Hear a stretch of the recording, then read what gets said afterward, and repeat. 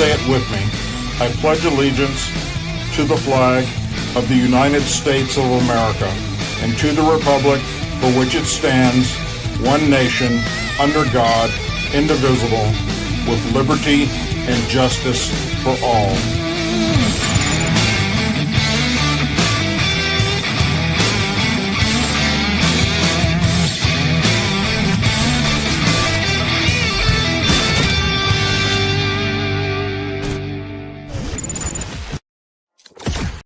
When I was single, I envisioned having a wife. I didn't envision having a baby mama. I didn't envision having a girlfriend. My vision was to have a wife. And as a single man, I would fly across the country, and when the seat was vacant next to me, I would close my eyes and imagine that my wife was sitting right next to me flying with me. I imagined that. I saw it. I believed it. I wasn't just running my mouth. I believed that God was going to do that for me. And I am very proud to point out somebody in the crowd that is such an inspiration to me. She got my back in everything that I do. She support me. She stays at home with the baby up all night. I be mad at her. Baby, you let him go to bed. She up all night because she love our baby, and she's my rock. Corinne Tatum right here. Give my wife a round of applause. This part, y'all love Corinne more than me. This part is for the young men out here. I didn't do that introduction just to pat myself on the back. But I really want to encourage young men in this. The greatest decision that I've ever made was marrying my wife. The greatest investment you will ever make as a man, it's not your career. It's not how much money you make. It's investing in your family. And we shouldn't have a debate of who should pay on the first date. Young men, listen, if you ain't got the money, don't go on a date. If you question it, should you hold the door? You ain't ready, son. And it's okay not to be ready. You should be building yourself. You should be following your purpose. You should be getting your stuff together as a man, preparing yourself to be a great husband. And then when you're ready, you're stable, you can take care of somebody. Don't waste your time dating when you're not ready. Follow your purpose, get your education, build your business, get your dream job, get yourself to a position where you can be a quality man for somebody else.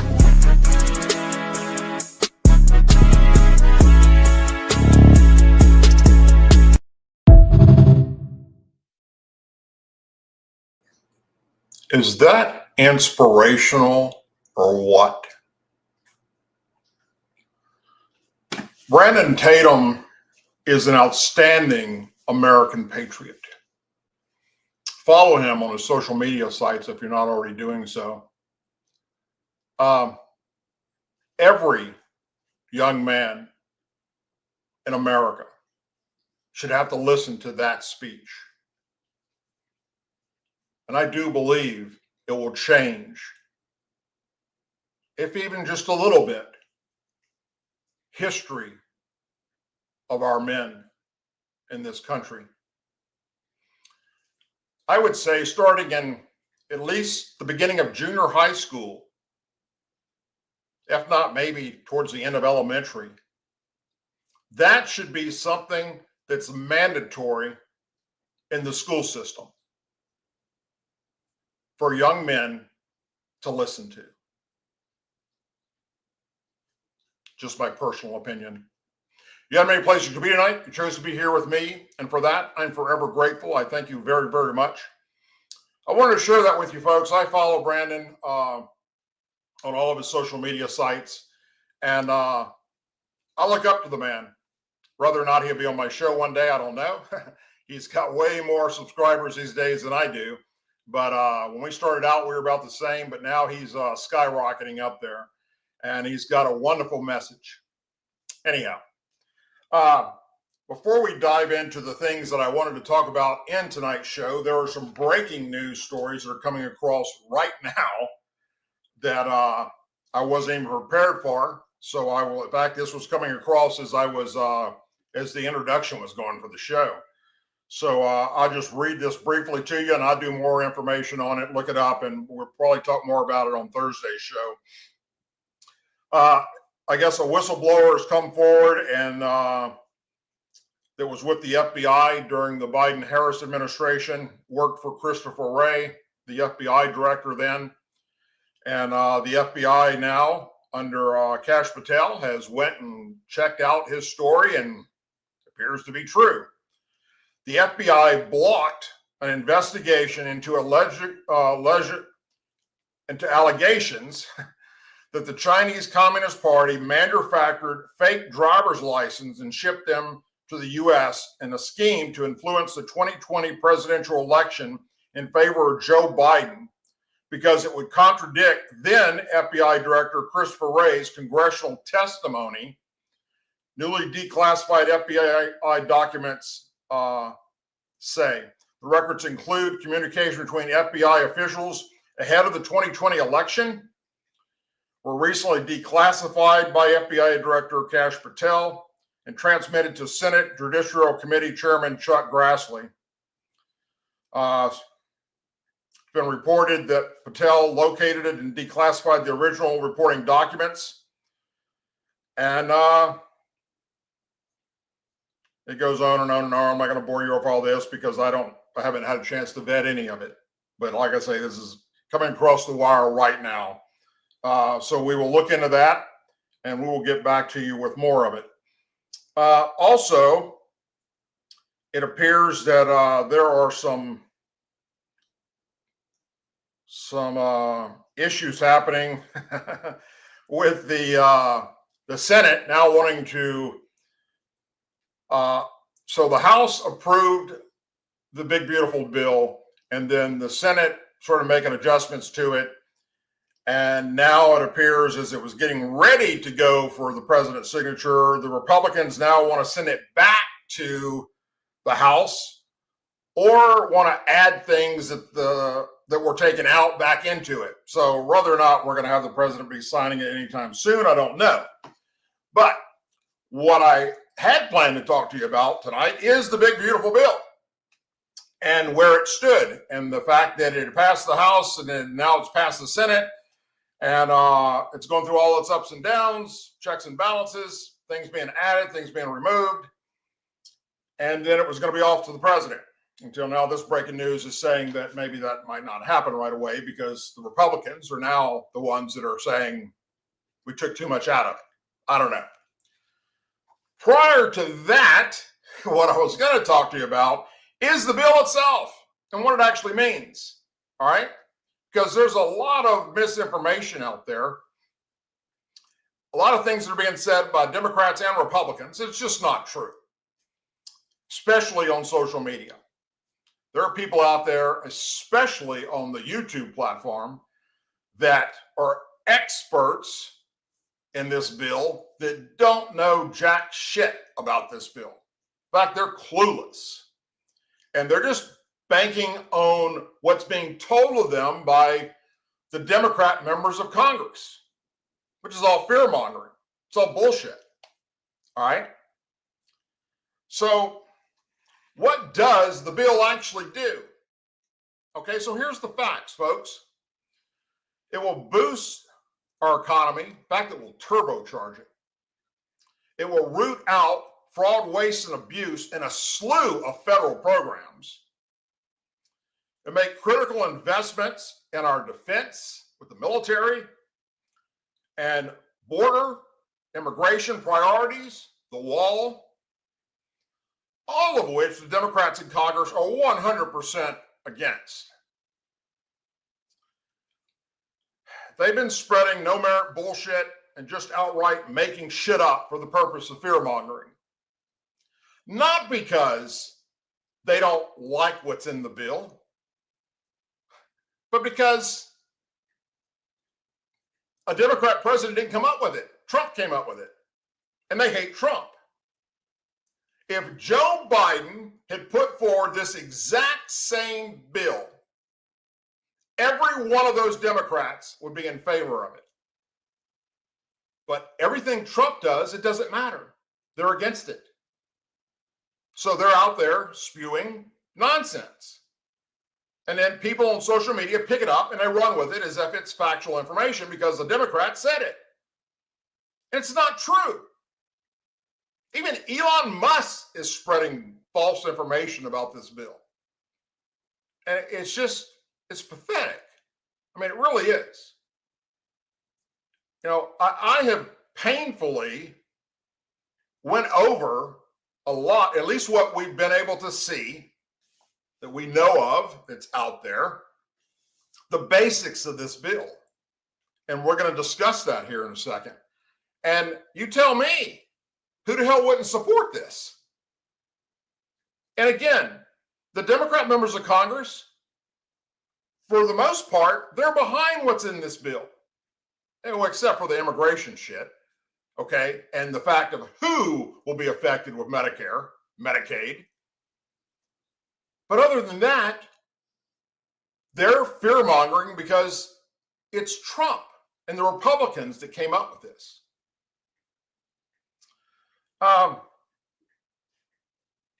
The bill seeks to permanently extend Trump's 2017 Tax Cuts and Jobs Act, which would avoid, ready for this, a 22% tax hike for American families at the end of this year. So the Democrats are out there saying that they're okay with you having to pay 22% more in taxes and claiming that the bill's going to raise your taxes. It's not true. It's not true. It will raise the taxes if it doesn't get passed, this part of the bill. But it's to extend what he already put in place back in 2017 when he was president the first go around. It also includes tax cuts specifically tailored to middle and working class people, like allowing people to deduct taxes on up to $25,000 of tipped wages. If you're working in nightclubs, if you're working in restaurants, anywhere where you get tips. That deduction would begin to phase out for people making $150,000 per year or $300,000 as a married couple. The Senate bill would also allow people to deduct up to $12,500 in overtime pay under the same income guidelines. Both the tipped and overtime wage deductions would be available through 2028. Another temporary tax break through 2028 would allow people to deduct interest paid on their car loans. For seniors age 65 and older, the bill would give an additional $6,000 tax deduction through 2028. The legislation increases the current cap on state and local tax, aka the SALT deductions, a benefit primarily geared towards people living in high cost of living areas like New York, Los Angeles, and other surrounding suburbs. The current SALT deduction cap would be raised to $40,000 for 5 years before reverting down to $10,000, where it stands now. Blue state Republicans fought for the increase, arguing it's an existential issue for a bloc of lawmakers whose victories were decisive for the House GOP majority.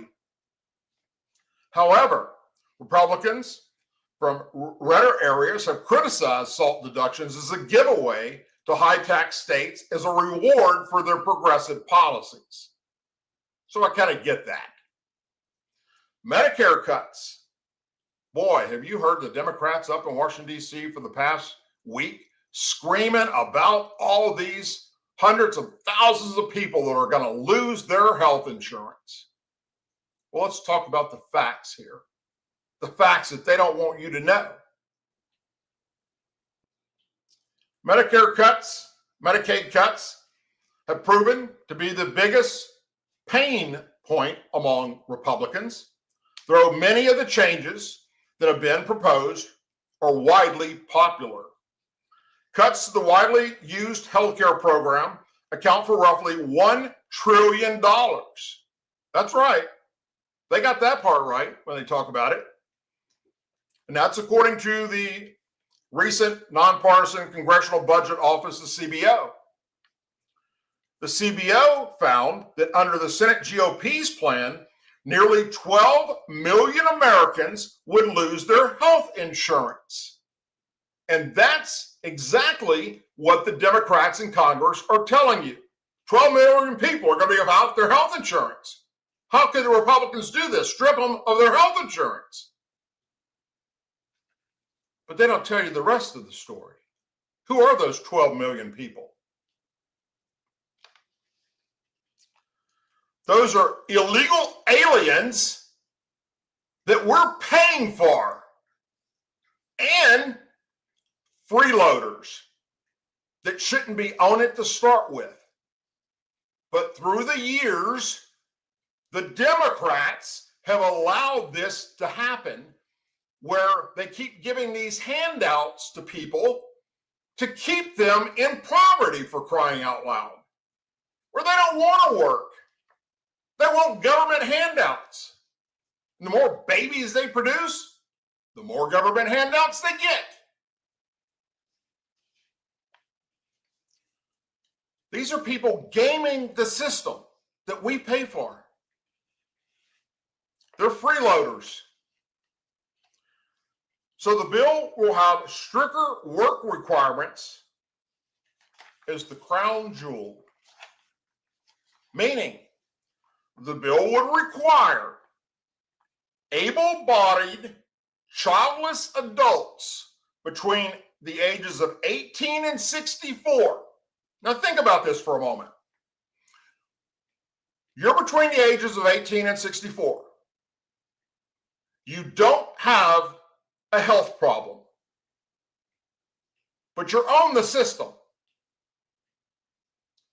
It's going to require you to only have to work 80 hours a month to maintain your benefits.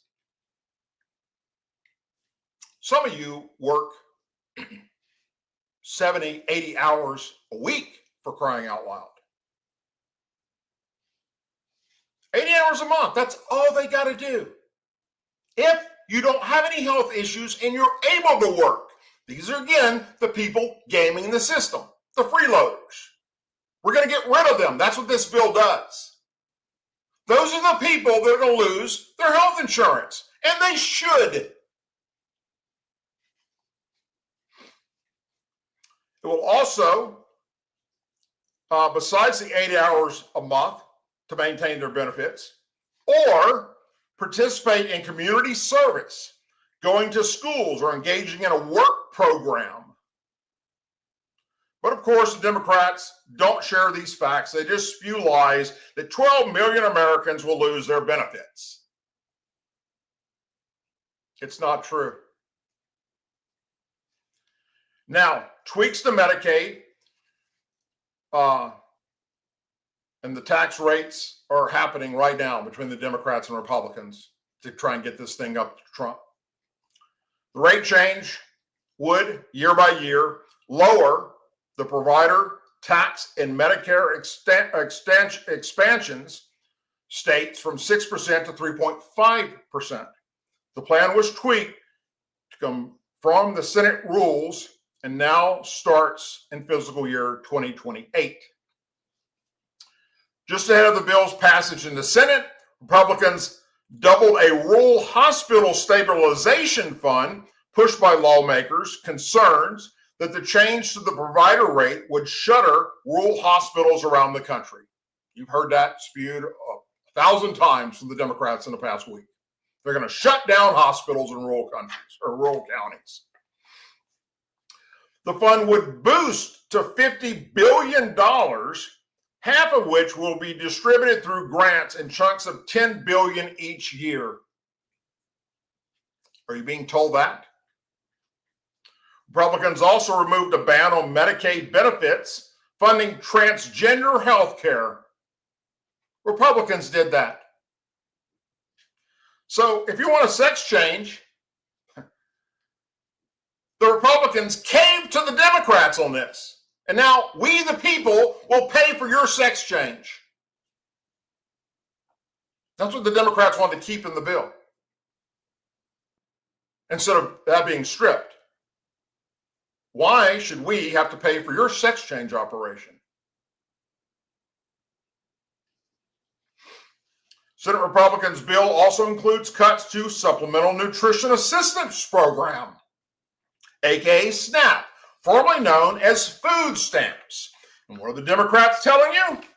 For the past week, all these women are going to be kicked off the food stamp program, the WIC program. They're not going to be able to get food for their babies.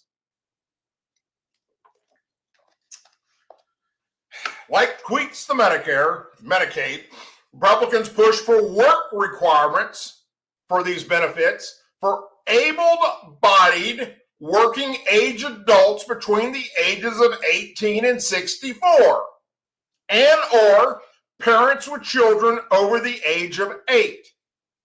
What's wrong with that?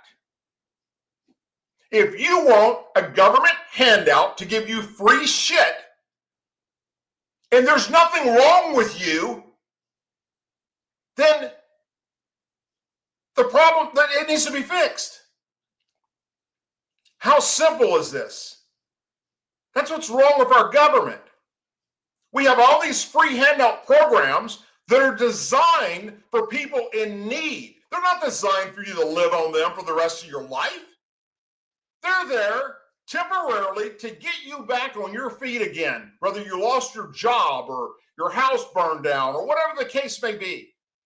You know, you were married, you got 5 kids, and you got a divorce, and it's a deadbeat parent that's not paying child support, and you're just stuck. You can't work now because you got to take care of your kids.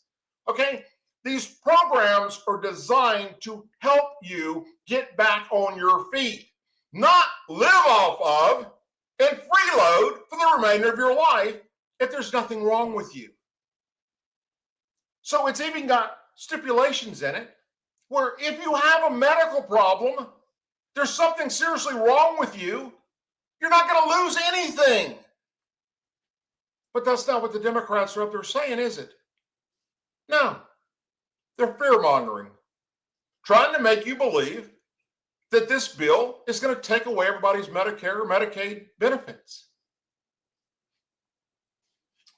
The bill would also shift some of the cost burden of the program from the federal government to the states. Why not? Currently, the federal government covers the cost of the SNAP program, but states with a higher payment error rate would cover a greater share of the benefits cost. If the error rate is 6% or higher, states would be subject to a sliding scale that could see their share of allotments raised to a range of between 5% and 15%. However, in a last-minute deal-making, Senate Republicans delayed the SNAP work requirements for states that have payment error rates of 13%, like Alaska, or higher for one whole year. Again, caving to Democrats. This is a simple no-brainer. Stop the freeloading on government assistance that we pay for. That's our money. If you need it, good, get on it. I'm 100% for that. But if you're able to get back on your feet again, you're able to work, there's nothing medically wrong with you, stop fucking the system over.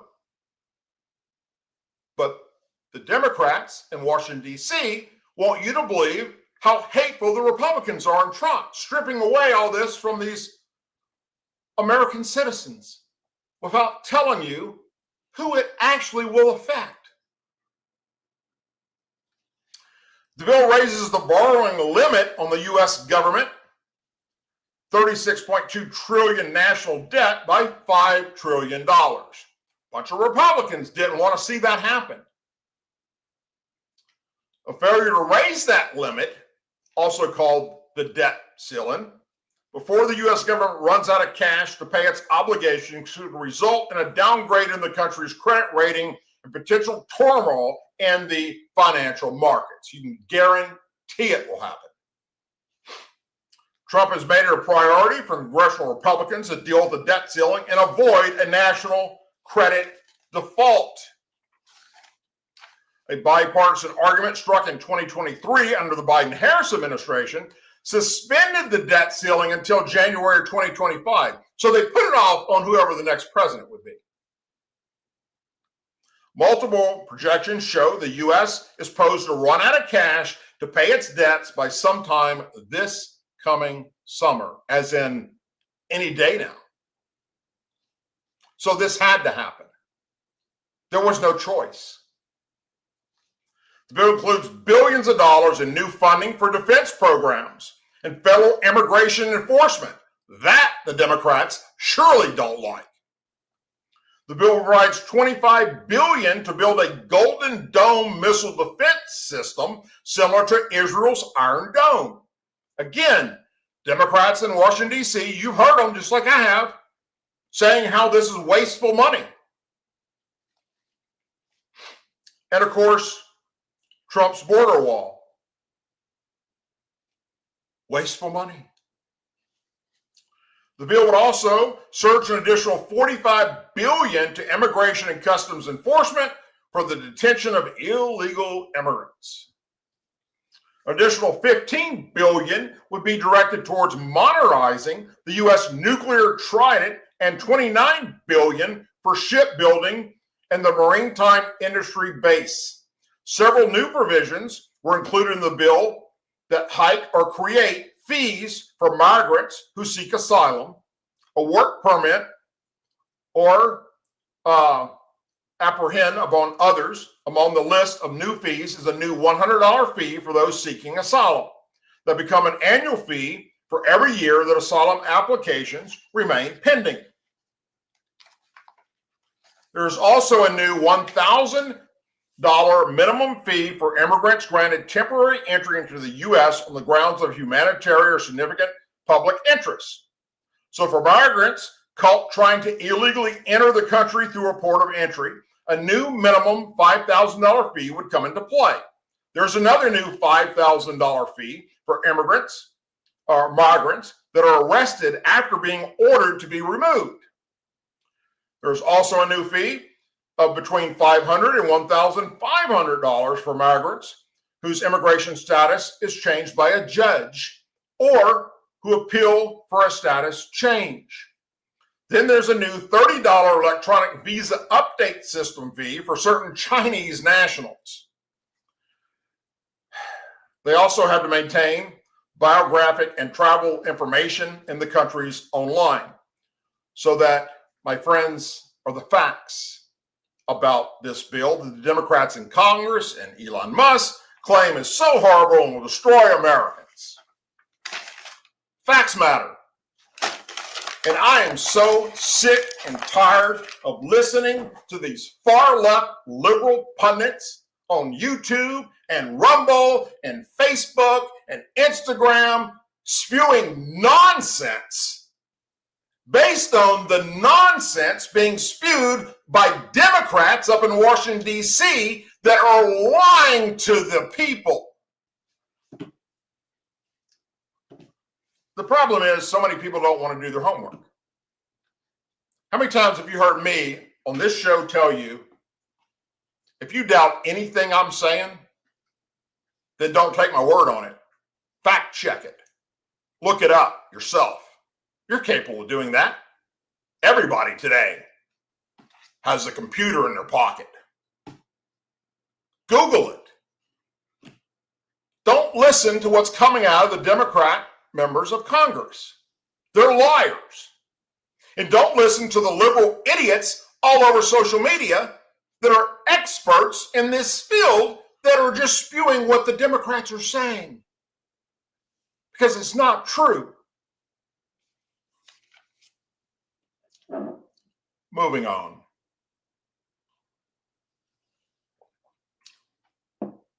Nearly all the universal injunctions blocking President Donald Trump's agenda were issued just by 5 of the nation's 94 district courts. We've been watching this happen since he took office. Everything Trump tries to do, these lower courts jump in and tie it up and say you can't do it. And I've been telling you all along that they can't do that. They don't have the power to do that. That is not their position. It's illegal. And the Trump administration, Pam Bondi, DOJ, go the route of the legal system and appeals. And if they lose that because a liberal judge in the appeal process, then it goes to the Supreme Court, and the Supreme Court rules in Trump's favor. Because these lower courts don't have the authority to do what they're doing. So 5 of the nation's 94 federal courts, district courts, a statistic that lays bare the left's strategic of law warfare. Trump and Attorney General Pam Bondi spoke at a news conference on Friday, just after the U.S. Supreme Court ruled in a 6-3 decision that district judges, the lowest level judges in the federal system, cannot impose nationwide injunctions. What have I been telling you?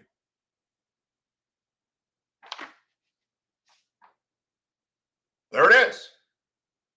They can't do it. If I was the Trump administration, I'd just said, fuck it. I wouldn't even worry about going through the appeals and up to the Supreme Court. Just don't follow it. Tell them to go pound sand up their ass. What are they going to do? Go arrest you? You can't arrest somebody for contempt of court for something that you're issuing that's illegal. Bondi noted that out of 40 nationwide injunctions issued since Trump took office, 35 came out of 5 districts that were run by liberals. Active liberal judges have used these injunctions to block virtually all of President Trump's policies.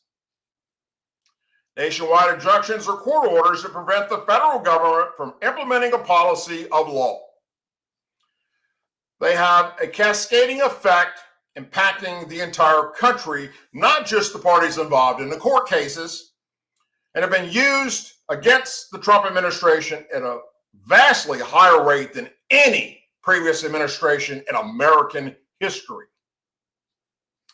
Trump's first administration faced only 64 injunctions out of a total of 127 nationwide injunctions issued since 1963. There were 32 injunctions issued against the Bush, Obama, and Biden administrations collectively since 2001. Meaning the first Trump administration was on the receiving end of double the amount of nationwide injunctions than his 2 predecessors and successors combined, according to the 2024 edition of the Harvard Law Review. Bondi pointed to the 5 district courts: Maryland, Washington, D.C., Massachusetts, California, and Washington State, calling it crazy that just an overwhelming number of nationwide injunctions ordained to those justices. Conservatives have accused the left of bringing their cases, and liberal courts stocked with Democrat-appointed judges that have no authority over the executive branch. Now the Supreme Court has told all those judges to shut the fuck up and go away. And now, all those that were in the wings waiting to jump in that bandwagon too and stop Trump and everything he's doing, what are you going to do now? Now that you've been called out for being the fraud that you are. You're a freaking judge, for crying out loud. Abusing our justice system. And you should be prosecuted.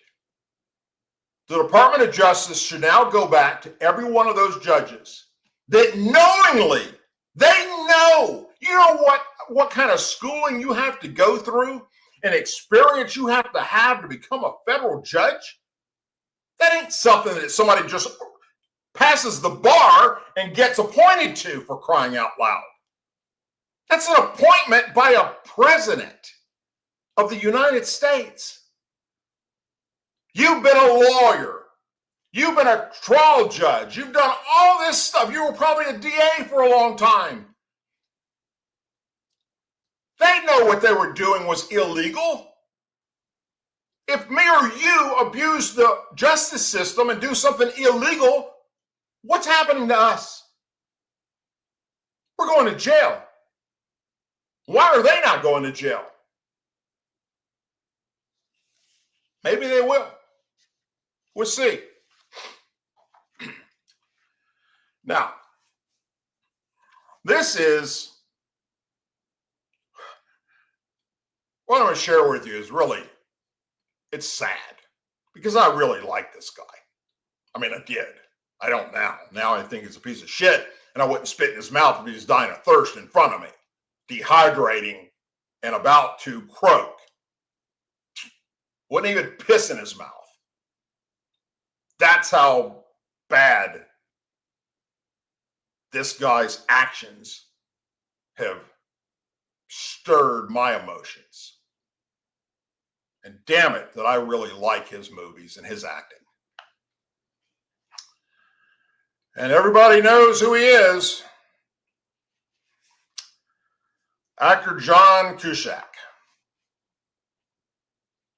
He starred in some of the great Hollywood movies that I loved, such as Say Anything, 16 Candles, High Fidelity, Grosse Point Blank, Runaway Jury, Serpendarity, Stand By Me, Anastasia, 1408, America's Sweetheart, Con Air, and the classic Better Off Dead.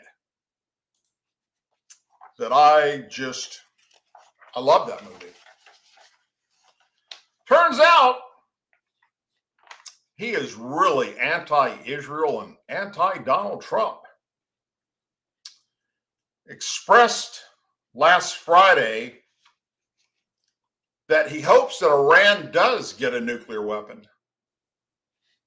In a post shared to X, the actor said Iran should get a nuclear weapon so that it can deter the United States and Israel's aggression in the Middle East. Iran will surely rush to get a nuclear weapon, and they should get one, he wrote, adding, it's the only way to deter U.S. and Israel from bombing every country in the Middle East. What a freaking moron. Cusack publishes his post almost a week after President Donald Trump ordered U.S. military strikes on 3 of major Iranian facilities that were developing nuclear weapons. The actor has been harshly critical of Israel's actions in the war in Gaza and the war with Iran on social media. Prior to posting support for Iran getting nukes, he appeared to suggest that the United States' support for Israel meant the country was supporting a genocidal regime. He wrote, blind allegiance for Israel is alliance to genocide. It's a nation state run by a murderous gangster, not some fixed star. Earlier, he posted Israel's prime minister has been killing innocent children, and he's accusing the U.S. of being complicit. The actor also condemned both countries for recent strikes in Lebanon for killing terrorists. Israel bombs Lebanon. Well, they can't have any days when they're not illegally bombing someone while U.S. gravels, he wrote. Additionally, Cusack posted that Democratic Socialist Zoran Mamdani, winning the New York City mayoral Democrat primary, was a fuck you to billionaires, the Dem establishment, and the genocide in Gaza, the bombing of Iran.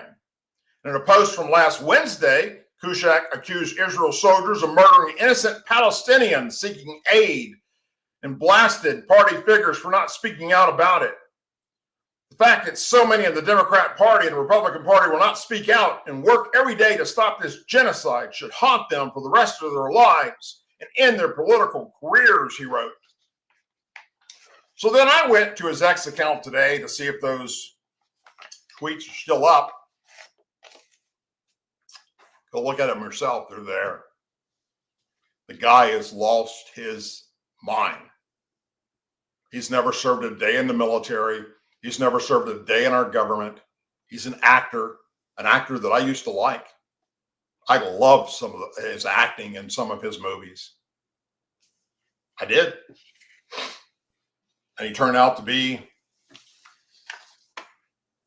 an idiot. What a shame.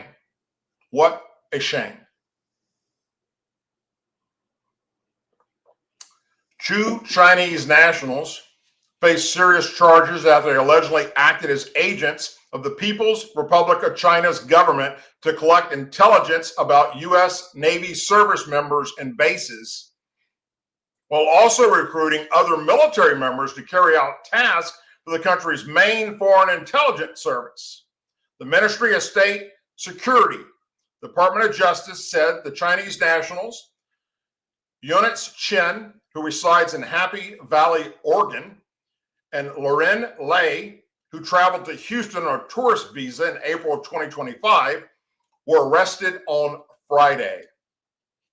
Both individuals face charges of overseeing and carrying out various clandestine intelligence tasks in the U.S. on behalf of the Ministry of State Security in China, along with assisting the recruitment of potential assets and gathering intel about service members and bases.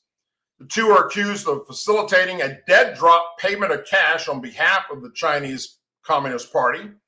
The FBI arrested both men. Chen was arrested in Happy Valley and Len was arrested in Houston with help from Naval Criminal Investigation Services. Today's arrest reflects the FBI's unwavering commitment to protecting our national security and safeguarding integrity of our military, FBI Director Kash Patel said. The individuals charged were acting on behalf of the hostile foreign intelligence service, the Chinese Communist Party. Thanks to outstanding coordination from our partners, including NCIS, we disrupted these efforts and sent a clear message. The United States will not tolerate espionage on American soil. Our counterintelligence operations remain focused, vigilant, and relentless. Citing a criminal complaint filed in the Northern District of California, DOJ said the government and the PRC conduct intelligence activities against the U.S. using various means, including the MSS, which is involved in collecting intelligence on us civilians. The MSS is also responsible for foreign intelligence, counterintelligence, and political security. The complaint alleges that they that Lai recruited Chen to work for the MSS in 2021. The two men were in China in January 2022 when they allegedly collaborated to facilitate a dead drop payment of at least $10,000 on behalf of the Chinese government. The operation involved working with others in the U.S. to leave a backpack with the cash at a day-use locker in Livermore, California. They continue working on behalf of the MSS after the cash drop payment and helped identify Navy individuals who might be willing to work on behalf of them as well. DOJ said in 2022 and 2023, the two visited a U.S. naval installation in Washington State, as well as a Navy recruitment center in San Gabriel, California. While at the recruitment center, Chen allegedly took photos of a bulletin board that contained the names, programs, and hometowns of Navy recruits. The majority of those listed on the board noted that their hometown was China, and the photos appeared to be transmitted to an MSS intelligence officer in China. The DOJ also alleged the MSS gave Chen instructions on what to say to potential recruits when it came to payment that could be made by MSS, preferred naval job assignments for potential recruits and methods minimize their risk of being exposed. Chen ultimately began to communicate with a member of the Navy on social media, the department alleges, and arranged a tour of the USS Abraham Lincoln aircraft carrier in San Diego. Chen also sent information about the employee to the MSS, the complaint said. In April 2024, March 2025, Chen traveled to China where he met with the intelligence officers, the complaint alleges, to discuss pay for a specific task. Lin also traveled to Houston in April 2025 and claimed the purpose of his visit was related to his business as an online retailer. And they even posted a nice little picture that he took, probably by the Navy person that allowed him to come and tour the USS Abraham Lincoln. And there he is. There he is.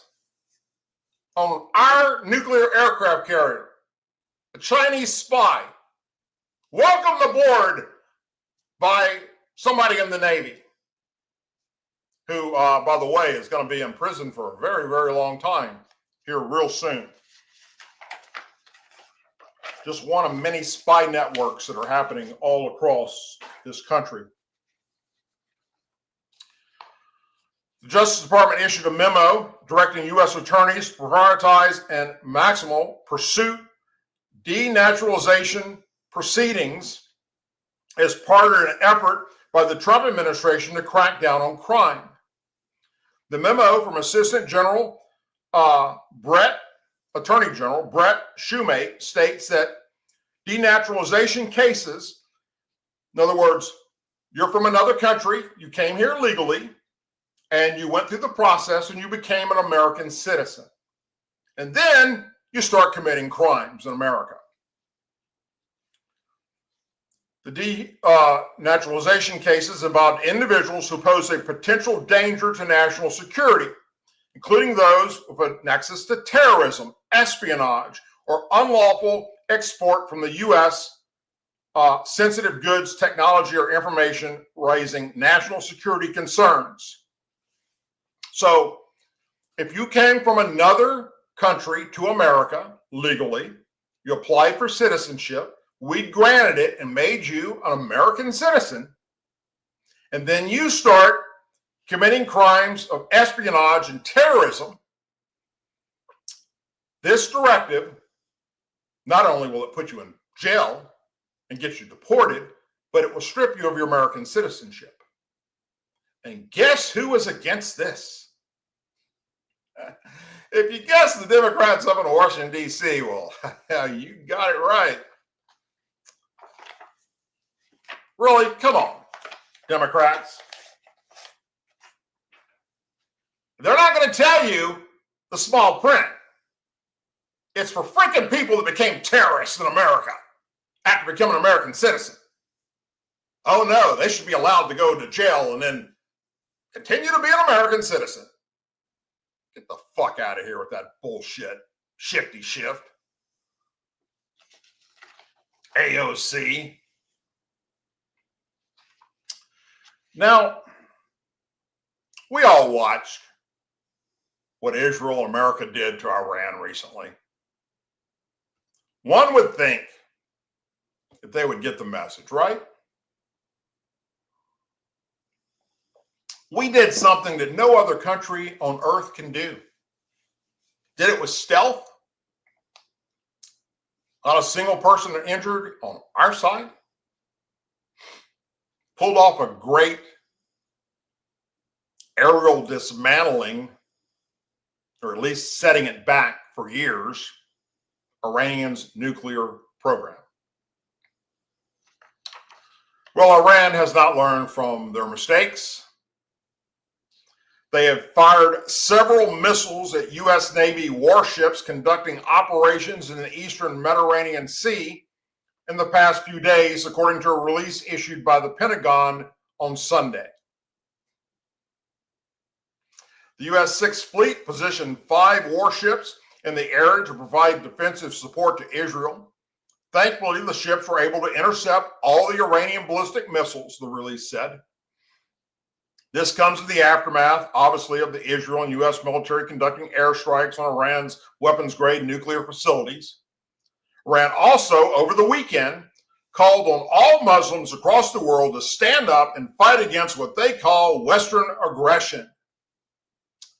This, of course, is alarming to us here in America because the FBI and Department of Justice and the Border Patrol, under the Biden-Harris administration, Christopher Wray testified in front of Congress. I shared it with you right here on this program, that they know there are sleeper cells, Muslim sleeper cells in our country waiting to kill us, and they're trying to find them. And they are finding them, slowly but surely.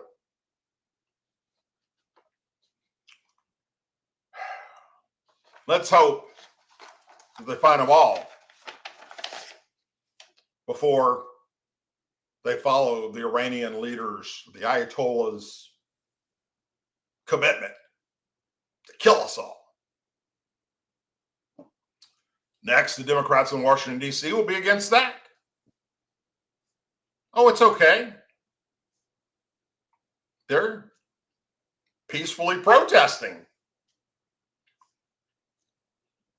You couldn't make this shit up if you tried.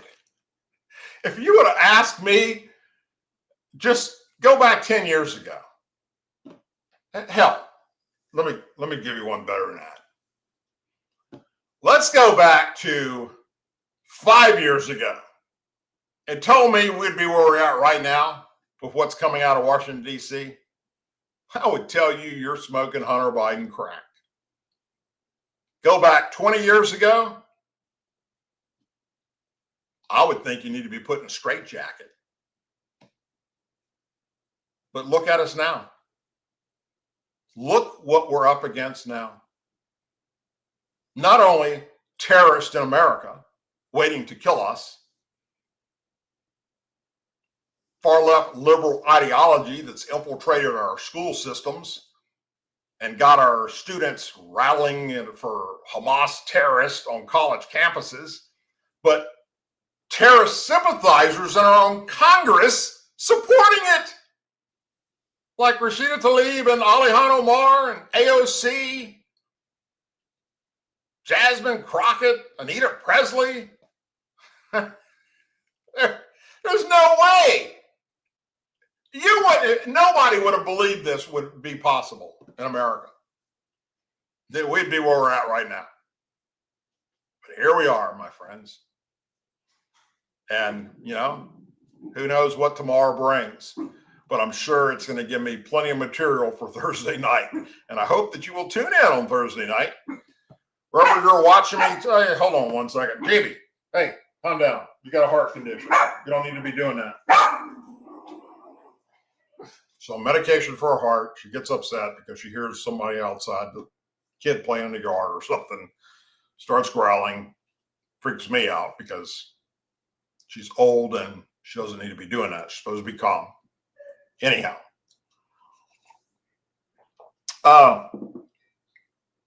whether you're watching me tonight on X or Rumble or YouTube, please like and subscribe to the show and share it with your family and friends.